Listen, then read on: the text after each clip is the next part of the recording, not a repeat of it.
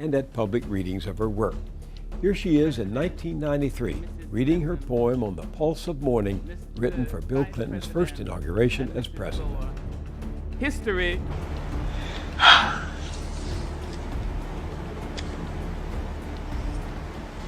So Oprah really is living a lie after all. Television mogul and philanthropist Oprah Winfrey appears to have been leading a life based on outright lies after shocking the world with her accounts of and hardship. Rumor has it that Winfrey has apparently taken Miss Angelou's style cues from almost everywhere, and fans are not having it at all. Sorry for all women and sorry for all Americans, because this is just an evidence of a blight which has taken root in our souls and in our mouths. Here's what's happening. Now this one's really exciting. You may remember that some of her relatives said that she had fabricated a whole lot of parts of her story to boost her soon-to-be exploding career. And since Oprah has played a significant role in our society's decades-long effort to erase masculinity and elevate femininity, her fans are taking this latest celebrity compensation ritual at the Church of Winfrey as a chance to think about the consequences of a culture, media, government, and one powerful person stifling truth. Now, we don't know anything about Oprah's alleged childhood essay,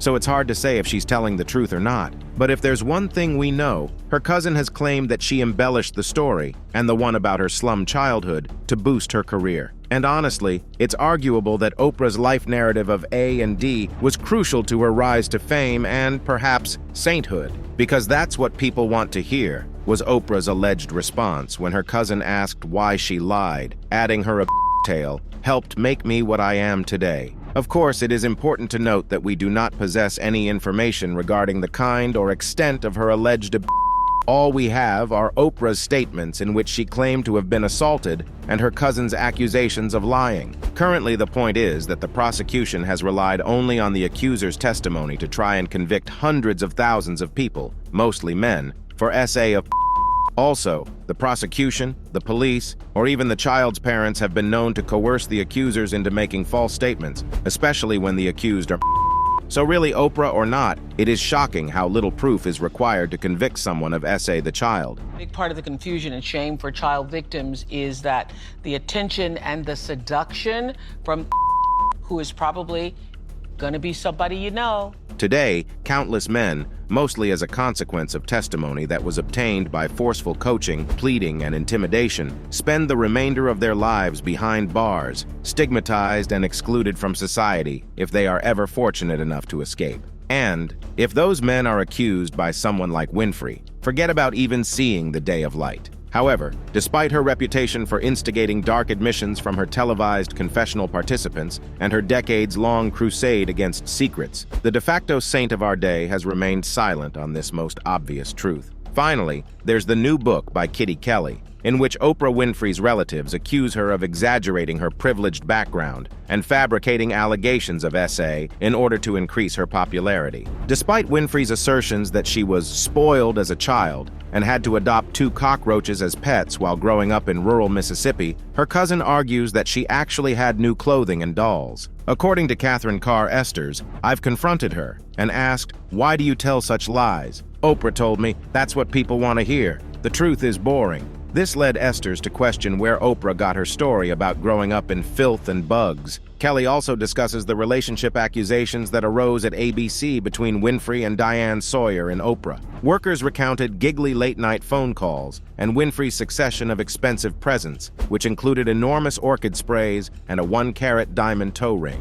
According to Kitty Kelly's new biography, Oprah Winfrey's relatives claim that the talk show host exaggerated her disadvantaged background and fabricated up allegations of SA in order to increase her ratings. But what gave Oprah the confidence to effortlessly fake so many narratives? Well, as the old adage goes, the right kind of inspiration can do wonders, and that's precisely what Oprah accomplished. You see, Maya Angelou was born in St. Louis, Missouri. After her parents' turbulent marriage and divorce, she moved in with her paternal grandmother in Stamps, Arkansas at a young age. Her older brother Bailey gave her the nickname Maya, so she essentially copied Miss Angelou's entire life story and made it her own. Then again, upon briefly returning to her mother's care at the age of 7, Angelou was R by her mother's boyfriend. The man was subsequently J&K upon his release. Angelou became mute for 6 years, during which time she lived with her grandmother in Arkansas once again, believing that her confession of the trauma had a role in the man's death. The love of literature and the English language that Maya Angelou displayed from a young age was evident in her prolific journaling, essays, and poems. Upon her return to Arkansas, she continued to pursue poetry and absorbed the works of Poe and Shakespeare. Before WW2 broke out, Maya Angelou lived with her mother in Oakland, California, where she went to George Washington High School and the California Labor School for dance and drama. Upon the outbreak of war, Maya Angelou sought to enlist in the Women's Army Corps, but was turned down due to her alleged communist affiliations with the California Labor School. Undeterred, she applied for a job as a streetcar conductor, despite her tender age of 15. Many men had resigned to enlist in the military, leaving openings for women, but Angelou's racial discrimination prevented her from applying at first. Undeterred, she persisted, requesting an application daily for 3 weeks until finally the company relented and gave it to her. Despite being under the legal working age, she falsely stated her age as 19, and she was hired, becoming the first African-American woman to ever hold the position. Now, when you look closely, you'll see that Oprah's story isn't all that different. Born in 1954 in Mississippi to a single teenage mother, Oprah had a tough childhood, dealing with poverty and When she was 9 years old, she was sent to live with her father, who gave her a strict and disciplined upbringing. Despite all of that, Oprah was a brilliant student and got into a famous school. And despite enduring horrific suffering at the hands of family members and others in her community, Oprah persisted in her studies and received a full scholarship to attend Tennessee State University, where she majored in communication. Oprah began producing her own television shows, movies, and books in the late 1990s through her production business, Harpo Productions. She also started her own magazine, Oh, the Oprah Magazine, which became one of the most successful publications in the world. Oprah has also become one of the most powerful media magnates in the world because to her television shows, radio show, and network, OWN, the Oprah Winfrey Network. Her audiences have grown to include millions of people all over the globe. And so, Winfrey clearly has complete power over the media and can spin any story to fit her needs, what having her own television network and all.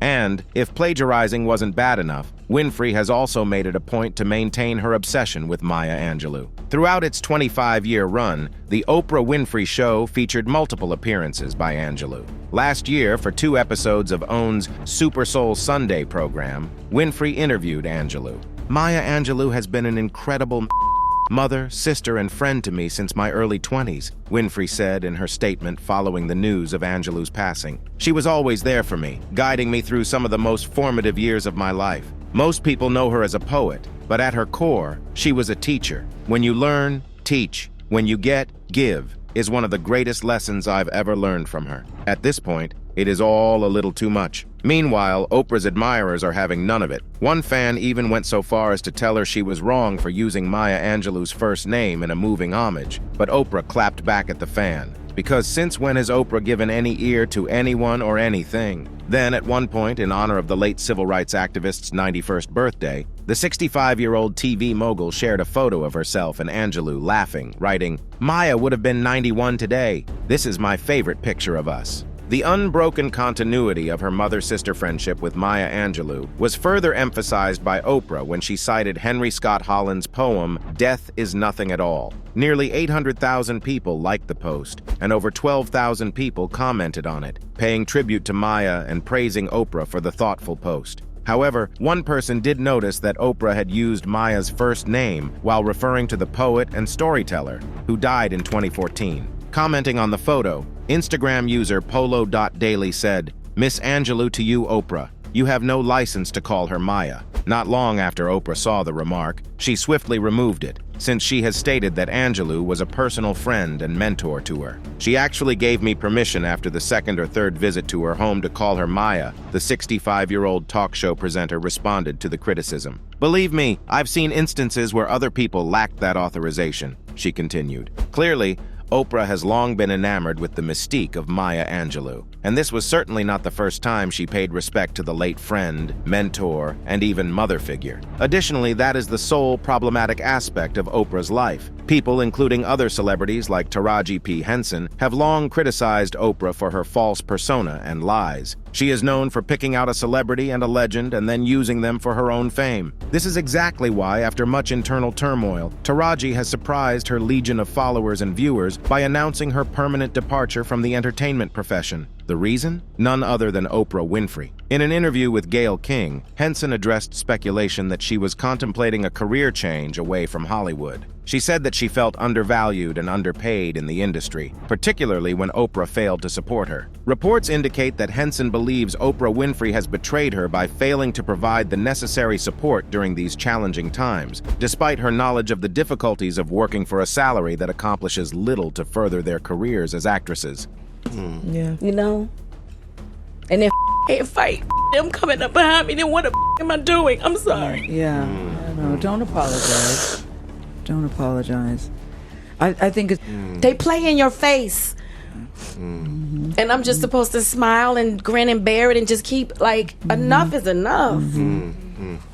That's why I have other things. I have my TPH brand. I have my mental wellness. I have other things because this industry, if you let it, it'll steal your soul. But I refuse to let that happen. Yes. Henson is unhappy that Winfrey has not supported her in her fight for a fair wage in the entertainment industry, despite the fact that they are friends and have worked together before. Henson also vented her frustration with the persistent myth that Black performers and stories are apparently not successfully translated into other languages, thus playing her every time. The actress also voiced her dissatisfaction with the fact that she was putting in a lot of work, but only earning a small portion of the money, highlighting the financial difficulties associated with this industry. In addition, Henson was visibly emotional as she described the difficulties she had encountered despite her professional achievements. She confessed that, despite her history of breaking glass ceilings, she still often finds herself at the bottom of the ladder when it comes to negotiating contracts. And not only did Henson emphasize the significance of standing up for fair pay for herself, but she also highlighted the significance of doing the same for the industry's future talent. Meanwhile,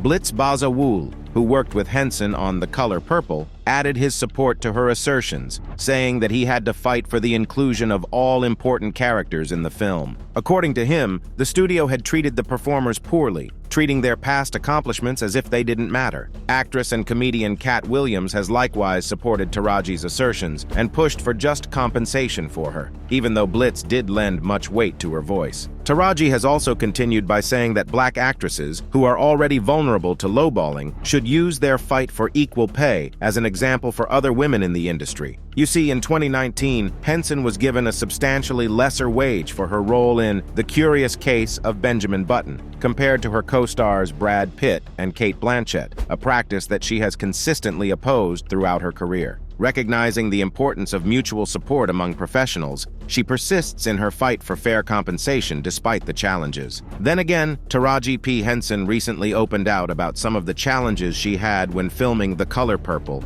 in an interview. First of all, she let slip that the producers had supplied rental cars for the cast to use while driving themselves around the set. Henson, on the other hand, thought it would be insane to drive herself around Atlanta without insurance, and her co-stars were in full agreement. She made it clear that she needed a driver or security detail to keep herself safe on set, and she blamed Oprah, who was her friend and a producer, for failing to address the issue. Oprah Winfrey, who puts a high value on safety by not driving herself everywhere, could have set a good example for other actresses and colleagues if she had pushed for the necessity of transportation accommodations, according to Henson, who is concerned about the issues this industry faces, but also believes that safety should be a priority for everyone. Meanwhile, Henson expressed her frustration during the interview with the New York Times about the challenges she faced while filming Empire, including finding bug-free trailers and reliable transportation. She also mentioned that this is not the first time the industry has treated her poorly.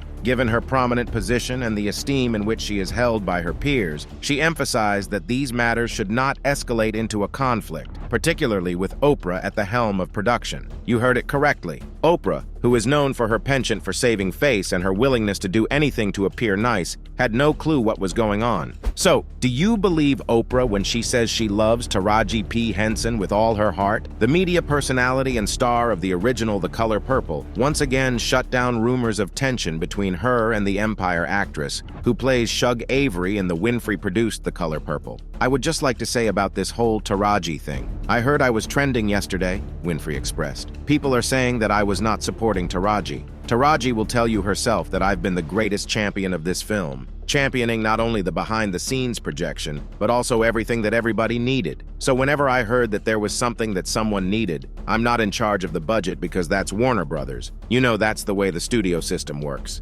Winfrey also denied being involved in salary negotiations. We as producers, everybody gets their salary, everybody is negotiated by your team, Oprah expressed. And so, whenever I heard there was an issue or there was a problem with a cars or the problem with their food, I would step in and do whatever I could to make it right. And I believe that she would even vouch for that and say that is true. I am all for everybody being the greatest and rising to meet the rising of their own life, Winfrey said. There was something online about us being separated at the top of the Empire State Building. On that particular day, we were so cold, so I don't know what kind of body language people were talking about. I was literally just trying to stay warm, and that was the fourth thing we had done. There's no validity to there being a thing between Taraji and I. Winfrey continued by acknowledging the speculation surrounding their interaction during a photo shoot. Still, Monique isn't buying it. She's been very forthright about Oprah's lying ways throughout her career, and she thinks Winfrey did the same to reach where she is now in the business. Shannon Sharp's Club Shay Shay podcast included Monique discussing the disturbing allegations that Oprah Winfrey had allegedly concealed crucial information from her and exploited her painful history to get a larger audience. In a nutshell, the podcast admissions of the comedian raised serious questions about the ethics of sensationalism in the entertainment industry, particularly as it pertains to black actors, as well as concerns of consent and limits. While discussing how Oprah Winfrey had wounded her sentiments, Monique brought up a contentious conversation that Winfrey had with Monique's estranged family on The Oprah Winfrey Show